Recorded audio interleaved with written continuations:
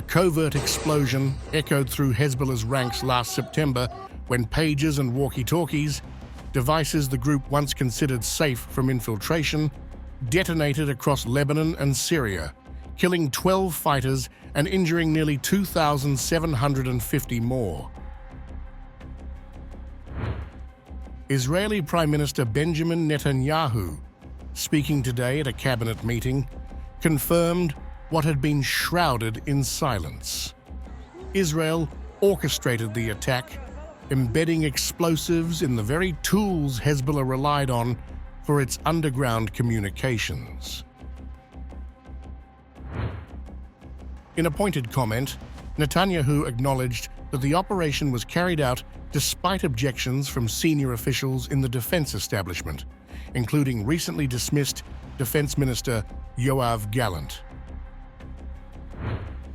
The pager operation and the elimination of Hezbollah leader Hassan Nasrallah were carried out despite the opposition of senior officials in the defense establishment and those responsible for them in the political echelon.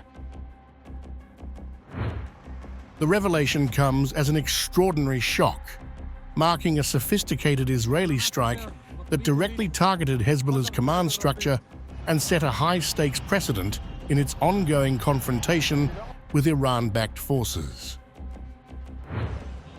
The September 16th, 17 attack has drawn fresh scrutiny to Hezbollah's reliance on low-tech communication methods. Unlike other militant groups, Hezbollah has avoided smartphones, believing that simple devices would prevent tracking by Israel and Western allies. Israel's weaponized pager plot shattered this belief, exposing even Hezbollah's most trusted network to surveillance. For nearly a year, Hezbollah's rocket and drone assaults have intensified along Israel's northern border, leading to mass evacuations and heightened military standoffs.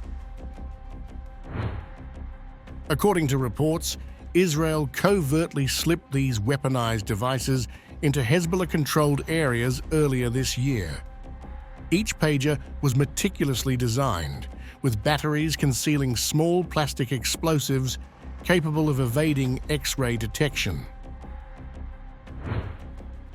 To further cover their tracks, Israeli operatives reportedly set up fake online stores and profiles, cloaking the device's origins in an elaborate web of deception, as a Reuters investigation revealed.